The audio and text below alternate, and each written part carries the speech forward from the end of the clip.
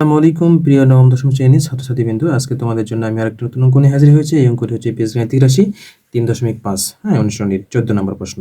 দেখো, অঙ্কটিতে বলা আছে যে ক একটি কাজ পি দিনে করে এবং খ 2p দিনে করে। অর্থাৎ ক যে কাজটি পি দিনে করে, খ সে কাজটি 2p দিনে করে। ওকে, তারা একটি কাজ আরম্ভ করে কয়েকদিন পর ক কাজটি অসমাপ্ত রেখে চলে যায়। অর্থাৎ ক এবং খ দুইজন মিলে একটা কাজ আরম্ভ করার পরে ক কাজটি অসমাপ্ত রেখে চলে যায়। অর্থাৎ ক ছিল ফাঁকিবাজ, ঠিক আছে, যার কারণে সে কিছুদিন করার পর কাজটি অসমাপ্ত রেখে সে চলে যায়।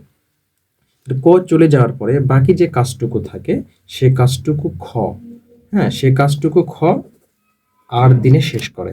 ওকে, মানে খ খুবই পরিশ্রমী, যার কারণে সে কাজটুকু রেখে না গিয়ে সম্পন্ন করে চলে যায়। হ্যাঁ, কাজটুকু কত দিনে শেষ হয়েছিল?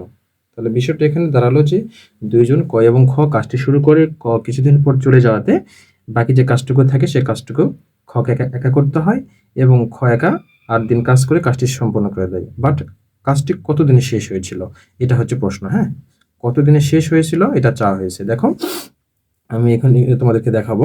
আমি এই অঙ্কটি যদিও আগে সমাধান করে রেখেছি, যাতে ভিডিওটা লম্বা না হয় এবং তোমরা অল্প সময়ের মধ্যে এটা দেখে শেষ করতে পারো।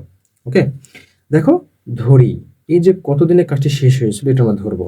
ধরি কাজটি সম্পূর্ণ শেষ হয়েছিল ডি দিনে।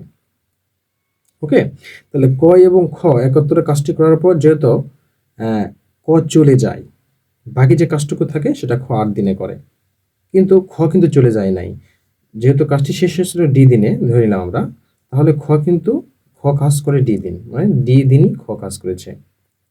ক চলে যাওয়ার পরে বাকি কাজটুকু কিন্তু খ একা করে। কয়দিন করে? একা 8 দিন করে। তাহলে ক কতদিন কাজ করেছিল? ক তাহলে মোট ডি দিনের মধ্যে 8 দিন যেহেতু খ একা কাজ করে, তার মানে ক কাজটি করেছিল কতদিন মোট দিন থেকে, আর খ যেটুকু একা করেছিল বাদ দিলে আমরা ক এর কাজটুকু পেয়ে যাব, ক এর কাজের দিনটা পেয়ে যাব, ডি মাইনাস 8 দিন। ঠিক আছে, ডি মাইনাস 8 দিন। অর্থাৎ যদি আমি তোমাদের একটু রেখার মাধ্যমে কাজটা দেখানোর চেষ্টা করি, মনে করো যে এই এ থেকে বি হচ্ছে মোট কাজের দিন। ঠিক আছে, মোট কাজটা হয়েছিল কয় দিন? শেষ হয়েছিল ডি দিনে। তাহলে ক এবং খ, ক এবং খ দুইজন মিলে কাজটি আরম্ভ করে মনে করো যে এই জায়গাতে গিয়ে সিতে গিয়ে কাজটি ক একা রেখে চলে যায়, মানে এ থেকে সি পর্যন্ত এইটুকু দিনে ক এবং খ একত্রে কাজটুকু করে। দেন ক ফাঁকিবাজি করে যখন চলে যায়, দেন খ এই বাকি যে কাজটুকু আছে সি থেকে বি পর্যন্ত, এই কাজটুকু 8 দিনে সে একা করে। কে একা করে? এটা খ একা করে। তাহলে খ কিন্তু এ থেকে বি পর্যন্ত মোট ডি দিনই কাজ করলো, বাট ক কাজ করলো এ থেকে সি পর্যন্ত। তাহলে মোট কাজ যদি ডি হয় আর সি থেকে বি যদি আর হয়, তাহলে ক কাজ করছে কতটুকু? ডি থেকে যদি আমি আর বাদ দেই, এই এ থেকে সি, এই ডি মাইনাস 8 দিন ক কাজ করেছে, আর খ কাজ করেছে মোট ডি দিন। তাহলে ক থেকে এই এখন ক যতটুকু কাজ করেছে ডি মাইনাস 8 দিনে, আর খ যতটুকু কাজ করেছে ডি দিনে, এই দুইজনের সম্পূর্ণ কাজের পরিমাণটাই হচ্ছে কিন্তু মোট কাজের পরিমাণ। ঠিক আছে, তাহলে মোট কাজটি বা সম্পূর্ণ কাজটি সম্পূর্ণ হয়েছিল কত দিনে, এটা আমাদের যেটা চেয়েছে। তাহলে আমরা কি করব? দুইজনের কাজের সমষ্টিটা বের করবো আমরা। হ্যাঁ, দেখো, তাহলে এই জন্য ক কতদিন কাজ করেছিল এবং ক কতটুকু কাজ করেছিল, খ কতদিন কাজ করেছে এবং কতটুকু কাজ করেছে। তাহলে এই দুইজনের কাজের সমষ্টিটা আমাকে বের করতে হবে আলাদা আলাদাভাবে। তাহলে এখন এখানে দেখো, এখানে যদি আমি আলাদা করে বের করি, তাহলে ক ক কাজটি কয় দিনে করতে পারে? পি দিনে করতে পারে। তাহলে ক পি দিনে করে একটি কাজ বা সম্পূর্ণ কাজ। তাহলে ক একদিনে করে কতটুকু কাজ? 1/p অংশ কাজ।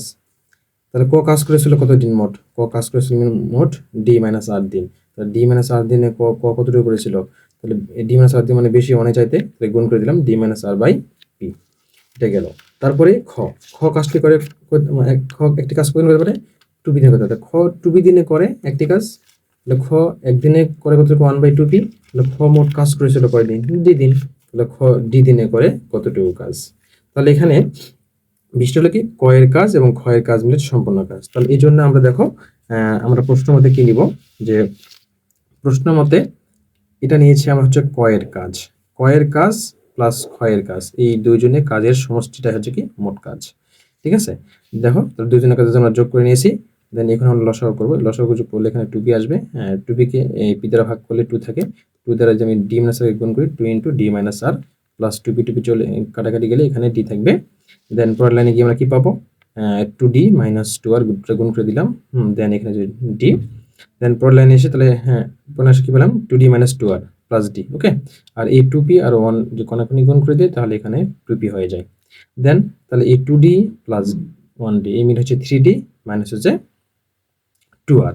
দেন এখানে আমরা যদি ডির মানটা বের করবো তাহলে থ্রি ডিটাকে রেখে অবশ্যই টু পি আছে, ওই টু পি আছে, দেন এই মাইনাস টু আরকে যদি আমরা ইকুয়েশন সমান চিহ্নের ডান পাশে নিয়ে যাই তাহলে তাহলে যেটা দাঁড়ায় সেটা হলো যে টু বি প্লাস টু আর।